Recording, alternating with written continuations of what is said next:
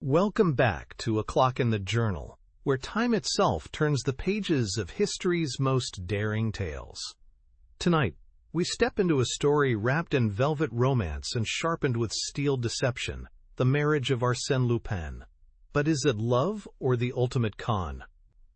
In a world where every vow might be a trap, prepare for a dance of hearts and daggers. Monsieur Arsène Lupin has the honor to inform you of his approaching marriage with Mademoiselle Angélique de Sarzeau-Vendôme, Princesse de Bourbon-Condé, and to request the pleasure of your company at the wedding, which will take place at the church of Sainte-Clotilde. The Duc de Sarzeau-Vendôme has the honor to inform you of the approaching marriage of his daughter Angélique, Princesse de Bourbon-Condé, with Monsieur Arsène Lupin, and to request. Jean-Duc de Sarzeau-Vendôme could not finish reading the invitations which he held in his trembling hand.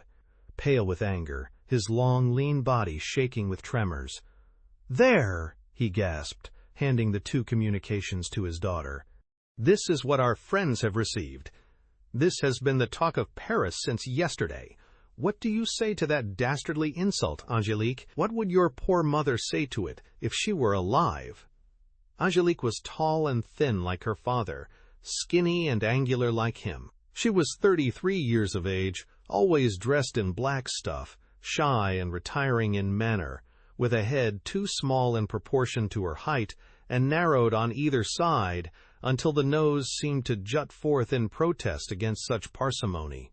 And yet it would be impossible to say that she was ugly, for her eyes were extremely beautiful, soft and grave, proud and a little sad. Pathetic eyes which to see once was to remember. She flushed with shame at hearing her father's words, which told her the scandal of which she was the victim. But, as she loved him, notwithstanding his harshness to her, his injustice and despotism, she said, "Oh, I think it must be meant for a joke, father, to which we need pay no attention." "A joke? Why, everyone is gossiping about it. A dozen papers have printed the confounded notice this morning, with satirical comments. They quote our pedigree, our ancestors, our illustrious dead. They pretend to take the thing seriously. Still, no one could believe. Of course not. But that doesn't prevent us from being the byword of Paris. It will all be forgotten by tomorrow. Tomorrow, my girl, people will remember that the name of Angélique de Sarzeau-Vendôme has been bandied about as it should not be. Oh, if I could find out the name of the scoundrel who has dared." At that moment, Hyacinthe, the Duke's valet, came in and said that Monsieur le Duc was wanted on the telephone. Still fuming, he took down the receiver and growled. "Well, who is it?" "Yes, it's the Duc de Sarzeau-Vendôme speaking." A voice replied, "I want to apologize to you, Monsieur le Duc, and to Mademoiselle Angélique. It's my secretary's fault." "Your secretary?" "Yes. The invitations were only a rough draft which I meant to submit to you. Unfortunately, my secretary thought... But tell me, monsieur, who are you?" "What, Monsieur le Duc? Don't you know my voice? The voice of your future son-in-law?" "What?" "Arsène Lupin." The Duke dropped into a chair. His face was livid. "Arsène Lupin. It's he. Arsène Lupin." Angélique gave a smile. "You see, father, it's only a joke, a hoax." But the Duke's rage broke out afresh, and he began to walk up and down, moving his arms. "I shall go to the police. The fellow can't be allowed to make a fool of me in this way. If there's any law left in the land, it must be stopped." Hyacinthe entered the room again. He brought 2 visiting cards. "Chotois? Le Petit? Don't know them." "They are both journalists, Monsieur le Duc." "What do they want?" "They would like to speak to Monsieur le Duc with regard to the marriage." "Turn them out!" exclaimed the Duke. "Kick them out! And tell the porter not to admit scum of that sort to my house in future." "Please, father," Angélique ventured to say. "As for you, shut up! If you had consented to marry one of your cousins when I wanted you to, this wouldn't have happened." The same evening, one of the 2 reporters printed on the front page of his paper, a somewhat fanciful story of his expedition to the family mansion of the Sarzeau Vendômes in the Rue de Varennes, and expatiated pleasantly upon the old nobleman's wrathful protests. The next morning, another newspaper published an interview with Arsène Lupin, which was supposed to have taken place in a lobby at the opera. Arsène Lupin retorted in a letter to the editor, "I share my prospective father-in-law's indignation to the full. The sending out of the invitations was a gross breach of etiquette for which I am not responsible, but for which I wish to make a public apology. Why, sir, the date of the marriage is not yet fixed. My bride's father suggests early in May. She and I think that 6 weeks is really too long to wait." That which gave a special piquancy to the affair, and added immensely to the enjoyment of the friends of the family, was the Duke's well-known character, his pride, and the uncompromising nature of his ideas and principles. Duke Jean was the last descendant of the Barons de Sarzeau, the most ancient family in Brittany. He was the lineal descendant of that Sarzeau who, upon marrying a Vendôme, refused to bear the new title which Louis XV forced upon him until after he had been imprisoned for 10 years in the Bastille, and he had abandoned none of the prejudices of the old regime. In his youth, he followed the Comte de Chambord into exile. In his old age, he refused a seat in the chamber on the pretext that a Sarzeau could only sit with his peers. The incident stung him to the quick. Nothing could pacify him. He cursed Lupin in good round terms, threatened him with every sort of punishment, and rounded on his daughter. "There, if you had only married! After all, you had plenty of chances. Your 3 cousins, Mussy, d'Amboise, and Caorches, are noblemen of good descent, allied to the best families, fairly well off, and they are still anxious to marry you. Why do you refuse them? Ah, because Miss is a dreamer, a sentimentalist, and because her cousins are too fat, or too thin, or too coarse for her. She was, in fact, a dreamer. Left to her own devices from childhood, she had read all the books of chivalry, all the colorless romances of olden time that littered the ancestral presses. And she looked upon life as a fairy tale in which the beauteous maidens are always happy, while the others wait till death for the bridegroom who does not come. Why should she marry one of her cousins when they were only after her money, the millions which she had inherited from her mother? She might as well remain an old maid and go on dreaming. She answered gently, "You will end by making yourself ill, father. Forget this silly business." But how could he forget it? Every morning some pinprick renewed his wound. 3 days running, Angelique received a wonderful sheaf of flowers, with Arsène Lupin's card peeping from it. The Duke could not go to his club, but a friend accosted him. "That was a good one today." "What was?" "Why, your son-in-law's latest.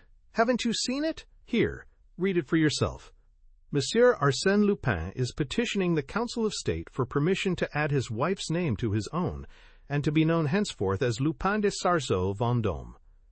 And the next day he read, "As the young bride, by virtue of an unrepealed decree of Charles X, bears the title and arms of the Bourbon-Condé, of whom she is the heiress of line, the eldest son of the Lupin de Sarzeau Vendôme will be styled Prince de Bourbon-Condé." And the day after, an advertisement. Exhibition of Mademoiselle de Sarzeau Vendôme's trousseau at Messrs. S. Great Linen Warehouse. Each article marked with initials LSV. Then an illustrated paper published a photographic scene. The Duke, his daughter, and his son-in-law sitting at a table playing 3-handed auction bridge. And the date also was announced with a great flourish of trumpets, the 4th of May, and particulars were given of the marriage settlement. Lupin showed himself wonderfully disinterested. He was prepared to sign, the newspapers said, with his eyes closed, without knowing the figure of the dowry. All these things drove the old Duke crazy.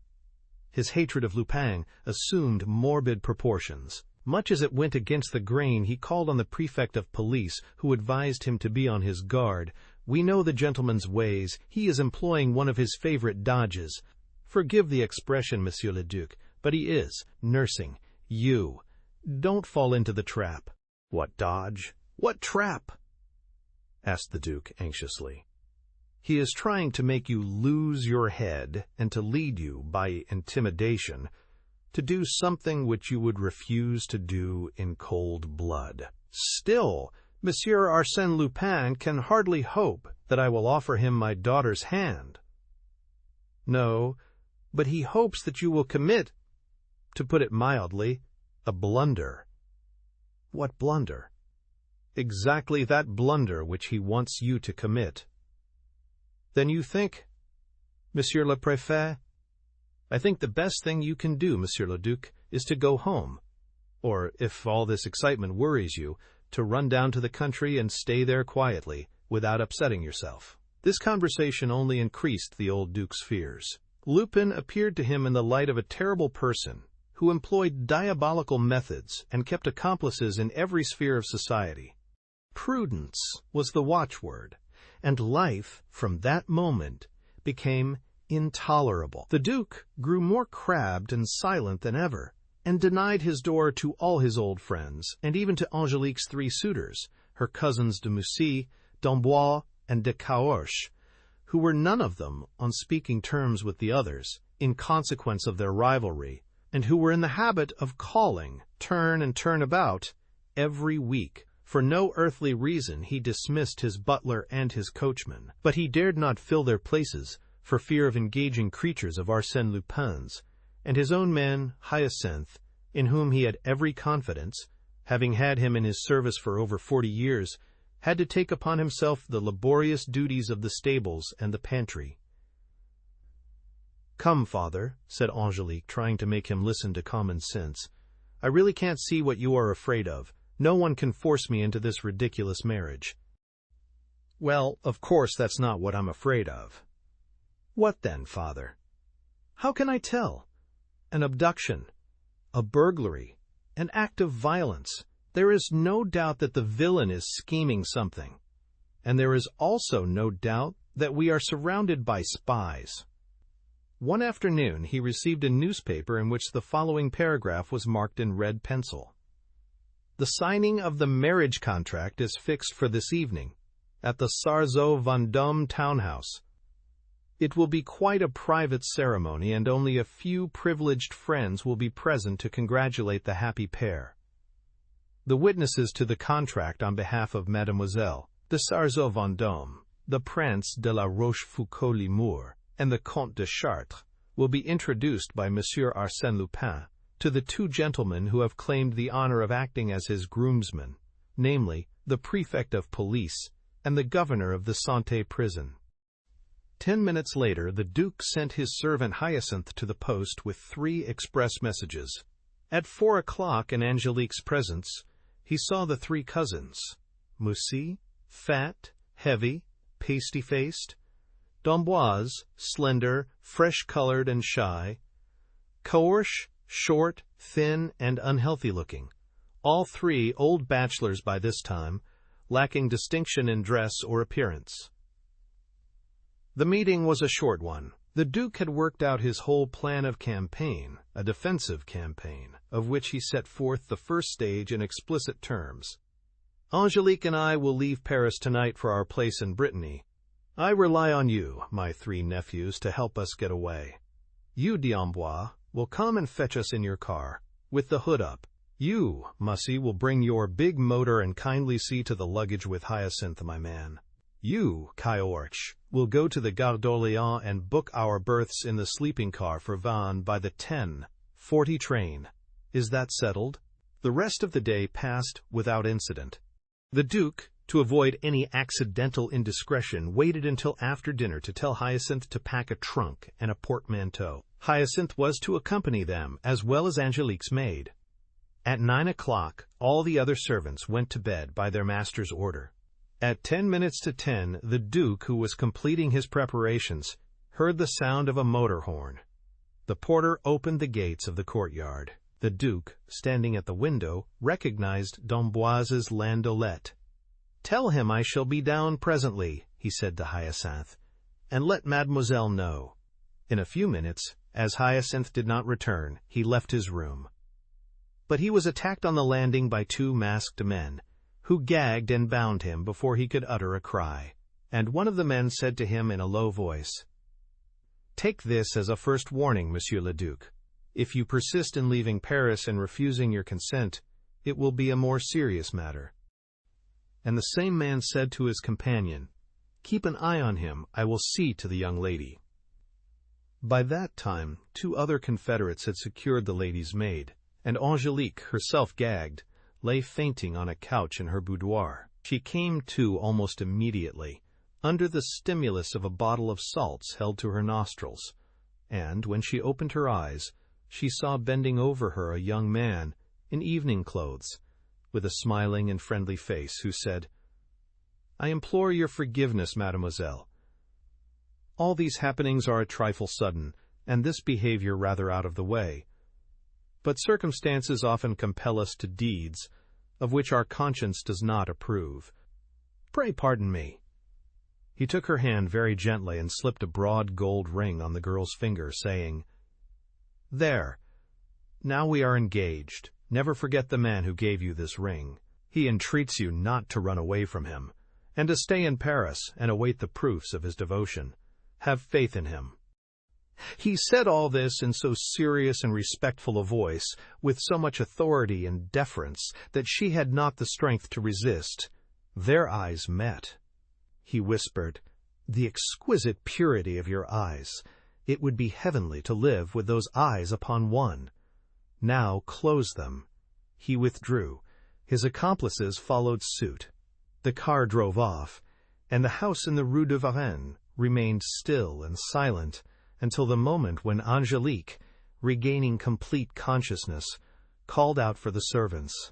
They found the Duke, Hyacinth, the lady's maid, and the porter and his wife all tightly bound. A few priceless ornaments had disappeared, as well as the Duke's pocketbook and all his jewelry, tie pins, pearl studs, watch, and so on. The police were advised without delay. In the morning it appeared that, on the evening before, Dembois, when leaving his house in the motor car, was stabbed by his own chauffeur and thrown, half dead, into a deserted street. Mussy and Caorch had each received a telephone message, purporting to come from the Duke, countermanding their attendance. Next week, without troubling further about the police investigation, without obeying the summons of the examining magistrate, without even reading Arsène Lupin's letters to the papers on the Varennes flight, the Duke, his daughter, and his valet stealthily took a slow train for Vannes and arrived one evening at the old feudal castle that towers over the headland of Sarzeau. The Duke at once organized a defense with the aid of the Breton peasants, true medieval vassals to a man. On the 4th day, Mussy arrived, on the 5th, Caorch, and on the 7th, d'Amboise, whose wound was not as severe as had been feared. The Duke waited 2 days longer before communicating to those about him what, now that his escape had succeeded in spite of Lupin, he called the second part of his plan. He did so in the presence of the three cousins by a dictatorial order to Angelique, expressed in these peremptory terms: "All this bother is upsetting me terribly. I have entered on a struggle with this man whose daring you have seen for yourself, and the struggle is killing me. I want to end it at all costs. There is only one way of doing so, Angelique, and that is for you to release me from all responsibility by accepting the hand of one of your cousins. Before a month is out, you must be the wife of Mussy, Caorch, or d'Amboise. You have a free choice. Make your decision." For 4 whole days Angelique wept and entreated her father, but in vain. She felt that he would be inflexible, and that she must end by submitting to his wishes. She accepted. "Whichever you please, father. I love none of them, so I may as well be unhappy with one as with the other." Thereupon a fresh discussion ensued, as the Duke wanted to compel her to make her own choice. She stood firm. Reluctantly, and for financial considerations, he named d'Amboise. The banns were published without delay. From that moment, the watch in and around the castle was increased twofold, all the more inasmuch as Lupin's silence and the sudden cessation of the campaign which he had been conducting in the press could not but alarm the Duc de Sarzeau-Vendôme. It was obvious that the enemy was getting ready to strike and would endeavor to oppose the marriage by one of his characteristic moves. Nevertheless, nothing happened. Nothing 2 days before the ceremony, nothing on the day before, nothing on the morning itself. The marriage took place in the mayor's office, followed by the religious celebration in church, and the thing was done. Then, and not till then, the Duke breathed freely. Notwithstanding his daughter's sadness, notwithstanding the embarrassed silence of his son-in-law, who found the situation a little trying, he rubbed his hands with an air of pleasure, as though he had achieved a brilliant victory. "Tell them to lower the drawbridge," he said to Hyacinth, "and to admit everybody. We have nothing more to fear from that scoundrel." After the wedding breakfast, he had wine served out to the peasants in clinked glasses with them. They danced and sang. At 3 o'clock he returned to the ground-floor rooms. It was the hour for his afternoon nap. He walked to the guard-room at the end of the suite, but he had no sooner placed his foot on the threshold than he stopped suddenly and exclaimed, "What are you doing here, d'Amboise? Is this a joke?" D'Amboise was standing before him, dressed as a Breton fisherman, in a dirty jacket and breeches, torn, patched, and many sizes too large for him. The Duke seemed dumbfounded. He stared with eyes of amazement at that face which he knew, and which, at the same time, roused memories of a very distant past within his brain. Then he strode abruptly to one of the windows overlooking the castle terrace and called, "Angelique." "What is it, father?" she asked, coming forward. "Where's your husband?" "Over there, father," said Angelique, pointing to d'Amboise, who was smoking a cigarette and reading, some way off. The Duke stumbled and fell into a chair, with a great shudder of fright. "Oh, I shall go mad." But the man in the fisherman's garb knelt down before him and said, "Look at me, uncle. You know me, don't you? I'm your nephew, the one who used to play here in the old days, the one whom you called Jacot. Just think a minute. Here, look at this scar." "Yes, yes," stammered the Duke. "I recognize you. It's Jacques. But the other one." He put his hands to his head. "And yet, no, it can't be. Explain yourself. I don't understand. I don't want to understand."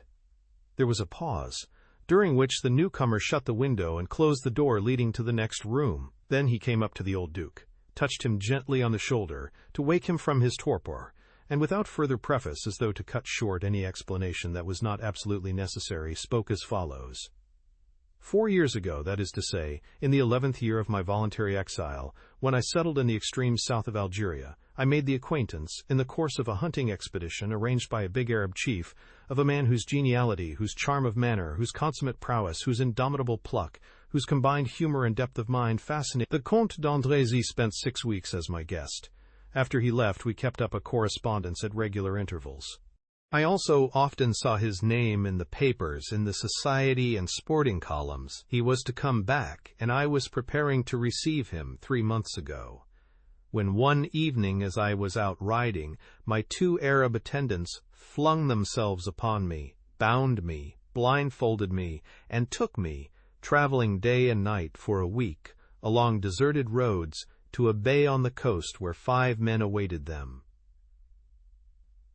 I was at once carried on board a small steam yacht, which weighed anchor without delay. There was nothing to tell me who the men were, nor what their object was in kidnapping me. They had locked me into a narrow cabin, secured by a massive door, and lighted by a porthole protected by 2 iron crossbars. Every morning a hand was inserted through a hatch between the next cabin and my own, and placed on my bunk 2 or 3 pounds of bread, a good helping of food, and a flagon of wine, and removed the remains of yesterday's meals, which I put there for the purpose. From time to time at night the yacht stopped, and I heard the sound of the boat rowing to some harbor and then returning, doubtless with provisions. Then we set out once more, without hurrying, as though on a cruise of people of our class, who travel for pleasure and are not pressed for time. Sometimes, standing on a chair, I would see the coastline, through my porthole, too indistinctly, however, to locate it, and this lasted for weeks. One morning, in the 9th week, I perceived that the hatch had been left unfastened, and I pushed it open. The cabin was empty at the time. With an effort, I was able to take a nail file from a dressing table. 2 weeks after that, by dint of patient perseverance, I had succeeded in filing through the bars of my porthole, and I could have escaped that way, only, though I am a good swimmer, I soon grow tired. I had therefore to choose a moment when the yacht was not too far from the land. It was not until yesterday that, perched on my chair, I caught sight of the coast, and in the evening at sunset I recognized to my astonishment the outlines of the Chateau de Sarzeau, with its pointed turrets and its square keep. I wondered if this was the goal of my mysterious voyage. All night long we cruised in the offing, the same all day yesterday. At last, this morning, we put in at a distance which I considered favorable, all the more so as we were steaming through rocks under cover, of which I could swim unobserved. But, just as I was about to make my escape, I noticed that the shutter of the hatch, which they thought they had closed, had once more opened of itself and was flapping against the partition. I again pushed it ajar from curiosity. Within arm's length was a little cupboard which I managed to open, and in which my hand, groping at random, laid hold of a bundle of papers. This consisted of letters containing instructions addressed to the pirates who held me prisoner. An hour later, when I wriggled through the porthole and slipped into the sea, I knew all: the reasons for my abduction, the means employed, the object in view, and the infamous scheme plotted during the last 3 months against the Duc de Sarzeau-Vendôme and his daughter. Unfortunately, it was too late. I was obliged, in order not to be seen from the yacht, to crouch in the cleft of a rock, and did not reach land until midday. By the time that I had been to a fisherman's cabin, exchanged my clothes for his, and come on here, it was 3 o'clock. On my arrival, I learnt that Angelique's marriage was celebrated this morning. The old Duke had not spoken a word. With his eyes riveted on the strangers, he was listening in ever-increasing dismay. At times the thought of the warnings given him by the prefect of police returned to his mind. "They're nursing you, Monsieur le Duc. They are nursing you," he said in a hollow voice. "Speak on. Finish your story. All this is ghastly. I don't understand it yet, and I feel nervous." The stranger resumed. "I am sorry to say, the story is easily pieced together, and is summed up in a few sentences. It is like this.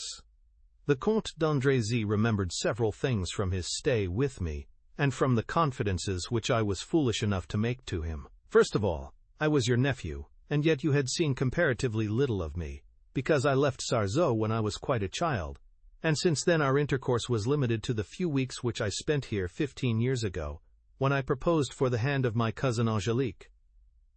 Secondly, having broken with the past, I received no letters.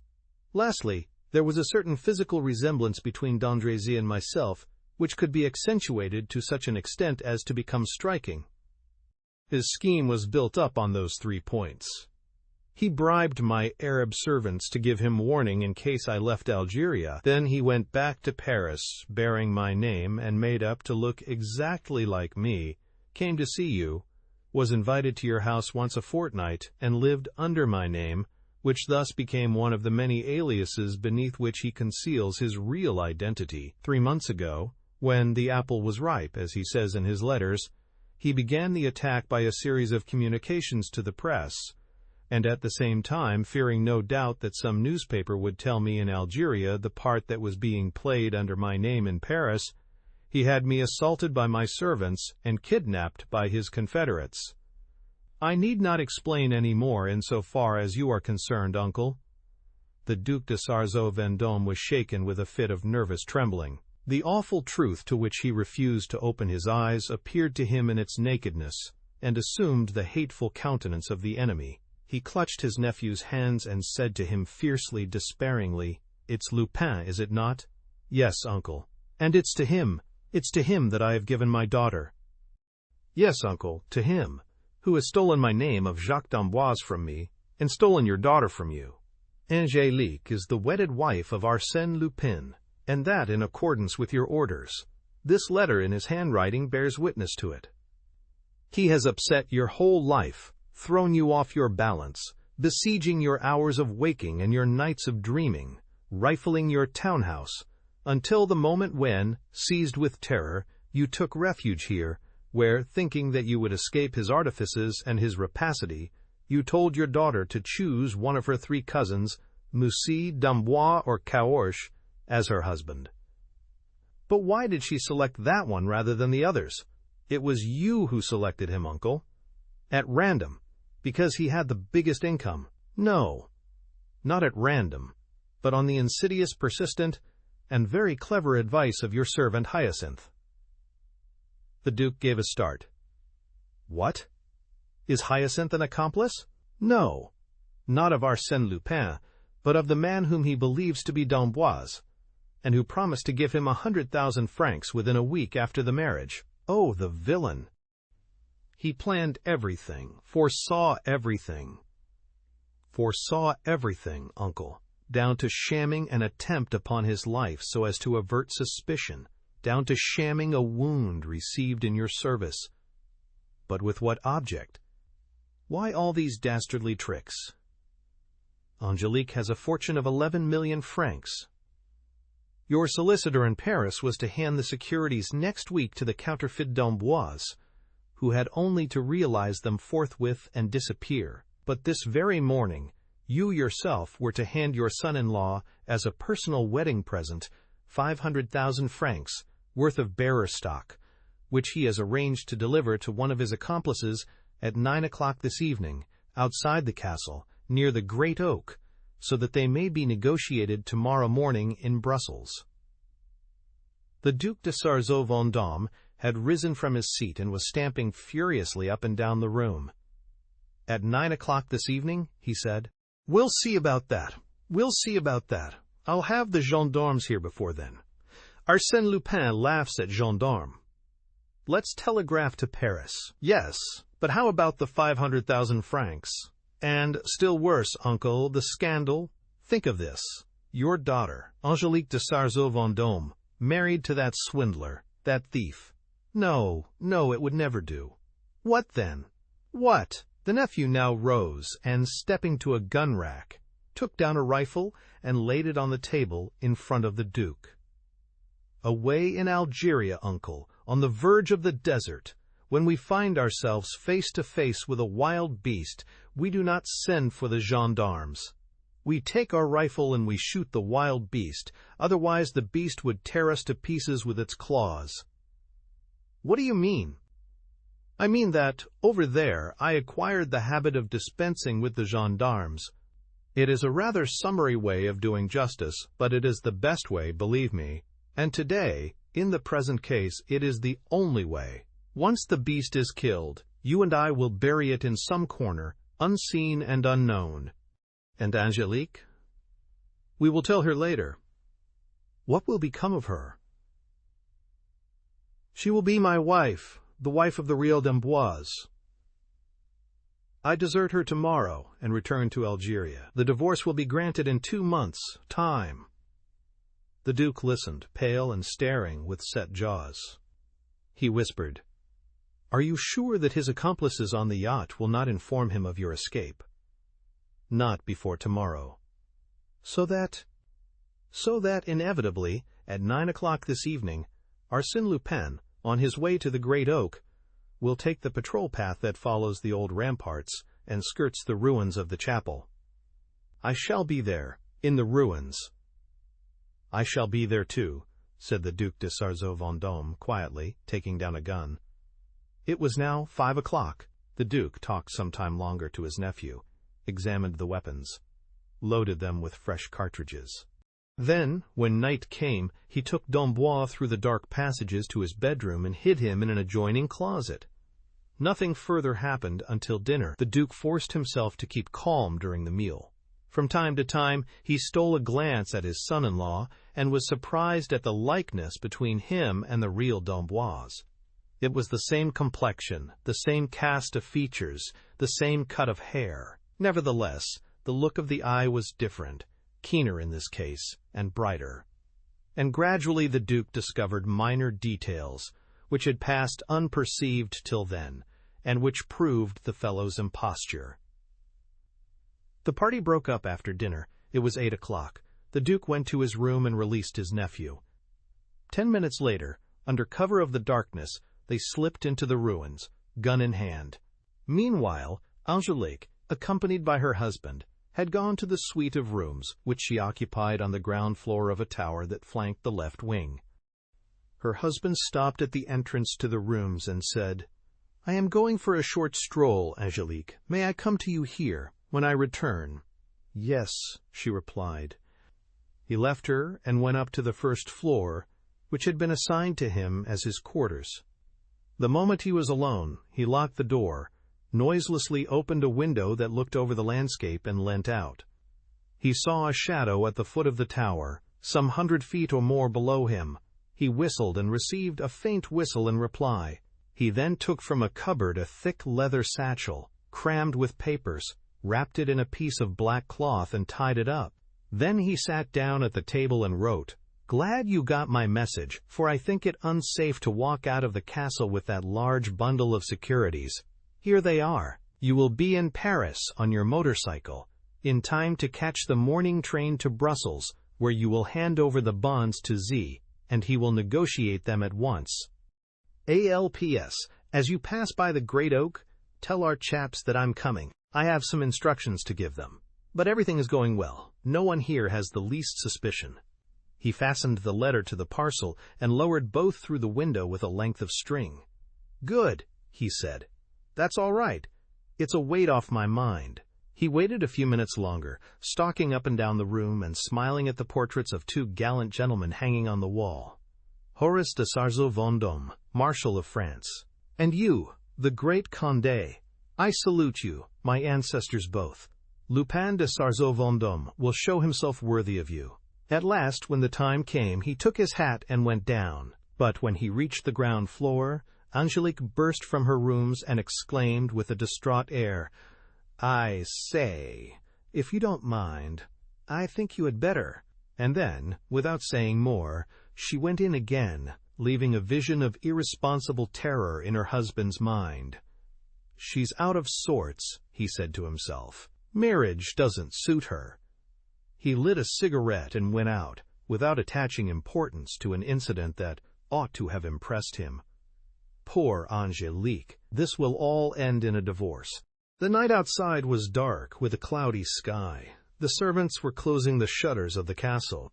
There was no light in the windows, it being the Duke's habit to go to bed soon after dinner. Lupin passed the gatekeeper's lodge, and, as he put his foot on the drawbridge, said, "Leave the gate open. I am going for a breath of air. I shall be back soon." The patrol path was on the right, and ran along one of the old ramparts, which used to surround the castle with a second and much larger enclosure, until it ended at an almost demolished postern gate. The park, which skirted a hillock and afterward followed the side of a deep valley, was bordered on the left by thick coppices. "What a wonderful place for an ambush," he said. "A regular cutthroat spot." He stopped, thinking that he heard a noise. But no, it was a rustling of the leaves, and yet a stone went rattling down the slopes, bounding against the rugged projections of the rock. But, strange to say, nothing seemed to disquiet him. The crisp sea breeze came blowing over the plains of the headland, and he eagerly filled his lungs with it. "What a thing it is to be alive," he thought. Still young, a member of the old nobility, a multimillionaire.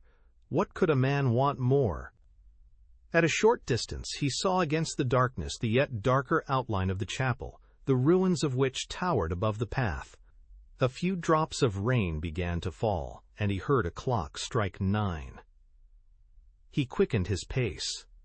There was a short descent, then the path rose again. And suddenly he stopped once more. A hand had seized his. He drew back, tried to release himself. But someone stepped from the clump of trees against which he was brushing, and a voice said, "SSH! Not a word!" He recognized his wife, Angelique. "What's the matter?" he asked. She whispered, so low that he could hardly catch the words. "They are lying in wait for you. They are in there, in the ruins, with their guns." "Who?" "Keep quiet. Listen." They stood for a moment without stirring. Then she said, "They are not moving. Perhaps they never heard me. Let's go back. But come with me." Her accent was so imperious that he obeyed without further question. But suddenly she took fright. "Run! They are coming! I am sure of it!" True enough, they heard a sound of footsteps. Then, swiftly, still holding him by the hand, she dragged him, with irresistible energy, along a shortcut, following its turns without hesitation, in spite of the darkness and the brambles. And they very soon arrived at the drawbridge. She put her arm in his. The gatekeeper touched his cap. They crossed the courtyard and entered the castle, and she led him to the corner tower in which both of them had their apartments. "Come in here," she said. "To your rooms?" "Yes." Two maids were sitting up for her. Their mistress ordered them to retire to their bedrooms on the third floor. Almost immediately after, there was a knock at the door of the outer room, and a voice called, "Angelique." "Is that you, father?" she asked, suppressing her agitation. "Yes. Is your husband here?" "We have just come in. Tell him I want to speak to him. Ask him to come to my room. It's important."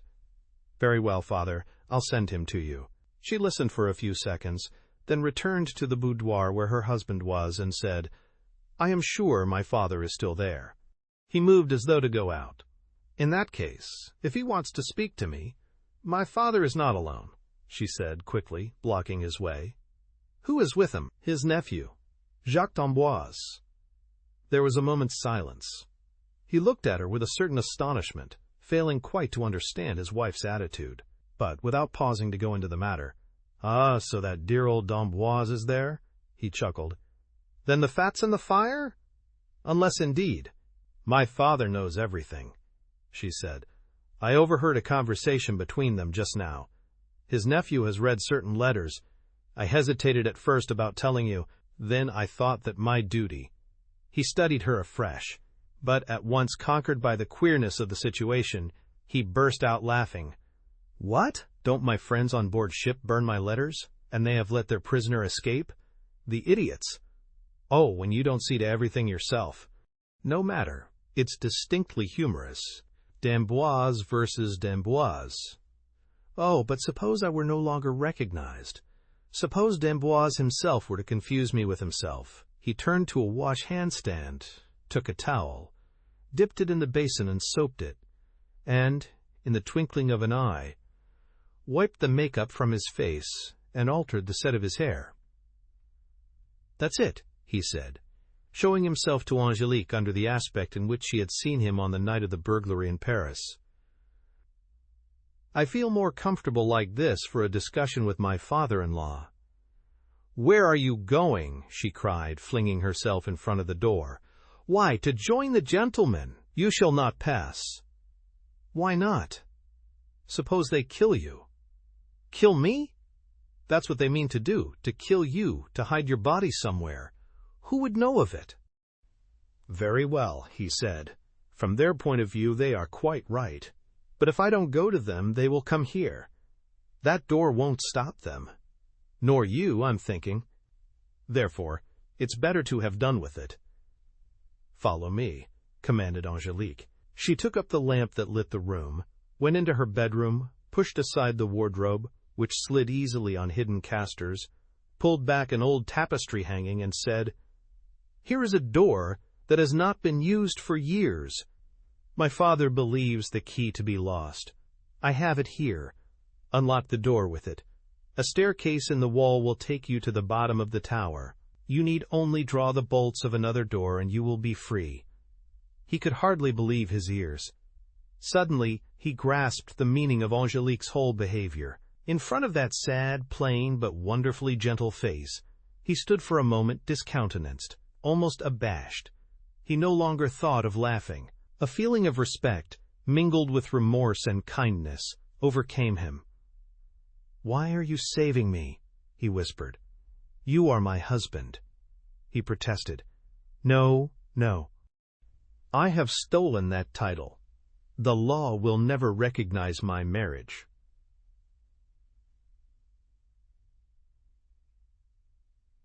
"My father does not want a scandal," she said.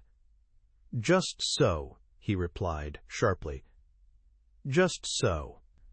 I foresaw that, and that was why I had your cousin d'Amboise near at hand. Once I disappear, he becomes your husband.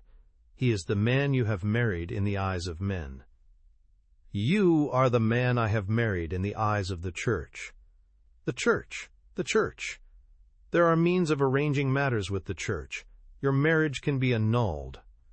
On what pretext that we can admit?" He remained silent, thinking over all those points which he had not considered, all those points which were trivial and absurd for him, but which were serious for her, and he repeated several times, "This is terrible. This is terrible. I should have anticipated."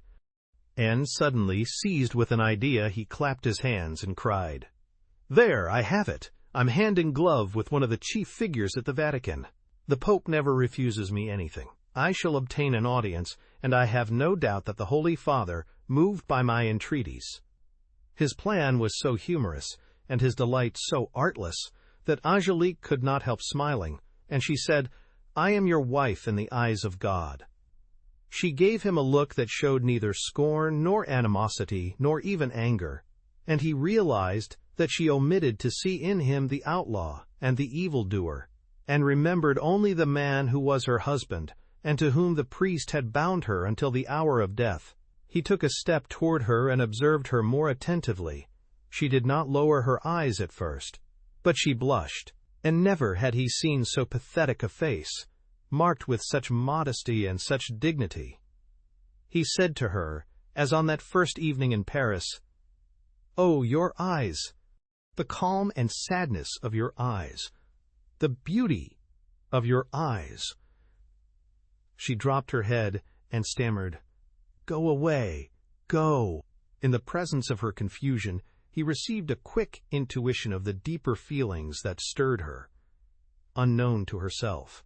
To that spinster soul, of which he recognized the romantic power of imagination, the unsatisfied yearnings, the poring over old-world books, he suddenly represented, in that exceptional moment and in consequence of the unconventional circumstances of their meetings, somebody special, a Byronic hero, a chivalrous brigand of romance. One evening, in spite of all obstacles, he, the world-famed adventurer, already ennobled in song and story, and exalted by his own audacity, had come to her and slipped the magic ring upon her finger, a mystic and passionate betrothal, as in the days of the Corsair and Hernani. Greatly moved and touched, he was on the verge of giving way to an enthusiastic impulse and exclaiming, "Let us go away together. Let us fly. You are my bride, my wife. Share my dangers, my sorrows, and my joys. It will be a strange and vigorous, a proud and magnificent life." But Angelique's eyes were raised to his again, and they were so pure and so noble that he blushed in his turn. This was not the woman to whom such words could be addressed. He whispered, "Forgive me. I am a contemptible wretch. I have wrecked your life." "No," she replied softly. "On the contrary, you have shown me where my real life lies."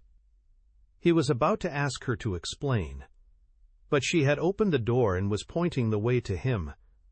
Nothing more could be spoken between them. He went out without a word, bowing very low as he passed.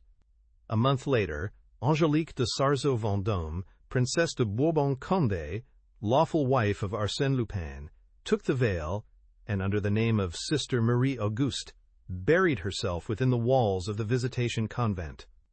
On the day of the ceremony, the Mother Superior of the convent received a heavy sealed envelope containing a letter with the following words, "For Sister Marie Auguste's poor." Enclosed with the letter were 500 banknotes of 1,000 francs each,